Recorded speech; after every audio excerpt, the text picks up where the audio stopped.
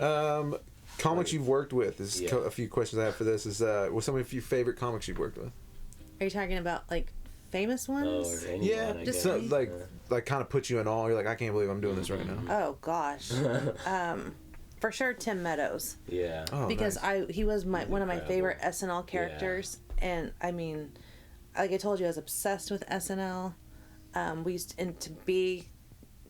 When he walked into the green room, I just couldn't believe it. So where did you work with him at? Spokane. Okay. I featured for him in Spokane. I could not. That's incredible. Like my inner child was like, oh my god, you know what I mean? Did you gush? No. I was always told just to stay professional. Yeah. Like that's your coworker. Yeah. Dude, let me ask you about that then. What's the etiquette? Green room etiquette. Well, so the green room is the headliner's room. Okay. First of all, that it's his show, it's her green room. Mm-hmm. If they don't want you in there, you don't go in there. I will tell you, I've heard more this year from headliners that they've quit allowing local comics to get in the green room because, like, one guy I worked with in May, Jamie Lasso, he said that he was at a show and the host was excited because it was his first show ever, and he invited all his friends into the green room, and they were drinking and yelling and woohoo, like and the backstage VIP. And he said they were so rude, they were so disrespectful that he kicked them all out. Wow. He goes, that's not your green. That's the rule. It's not your green room. They don't have to let you in. Yeah. And if they say no, you get out. And so, every headliner I've worked with has sort of like Yeah, you're gonna have to. they have a routine, I guess. Like when I worked with Sam Morill, he just wanted to sit in the green room and eat and watch basketball. He didn't want to talk. Yeah. He wanted to decompress. And so I would leave him alone so that he could have that hour or whatever to decompress and eat and watch the game.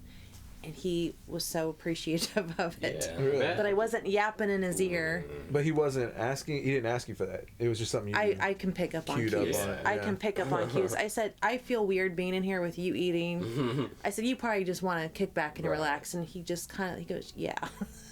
I said, well, all right, I'll see you at the next show. And he goes, thank you. Yeah. And That's it's beautiful. just, I know we're all excited. I would have loved to have sat in there with him and talked to him and picked his brain. But he just wanted to eat his wings. It's like it's probably not necessarily the time, or if you really wanted to do that, you could maybe. Well, his team was also playing basketball. Oh, okay. Yeah. And I know enough from men when their team is on, you just leave them alone. So a lot of them have their routines. Especially the ones I imagine that are on the road and working a lot, and they're tired. They need to have. It's like this is the only time they have to sit and not, be around. Well, there's times where I've worked with them and they've been traveling. They got in Oklahoma City a couple hours before the show. They had enough time to go to the hotel, change, get to the show. Then they're on the show, and that time in the green room after the first show is their only time they've had to decompress all day long. Oh wow, yeah. And so you just have to respect it. That's all. Yeah, I think that's a good point. I mean, a lot of comics do not know this information, and and it's good to have because I didn't know. I mean, I wouldn't have. I don't think about that, but it's like I would assume the opposite as far as the green room. I would assume it's for anyone that's on the show, but it makes the sense. headliner says no, you don't go in there. Like I did a show this year, and the headliner didn't let me in the green room until after I went up, and then he came up to me. He goes, "Okay, you can come in the green room. You're cool." But I had to be invited in. Right. Yeah. Like he shut the door, and I was like, So you kind of have to just figure it out, and maybe just. And some headliners like, no, this is your show. I don't care. And some, you just have to play it by ear. Yeah. But I don't ever want to piss them off because those people in the crowd aren't there for me. They're there for them. Right. And who am I? I'm no one. So Julie Drake. Yeah. Julie Drake. Brian Fellows. Yeah. Do you remember that SNL skit? Yeah. No, was that? Yeah. Do you remember that skit with Tracy Morgan? Yeah.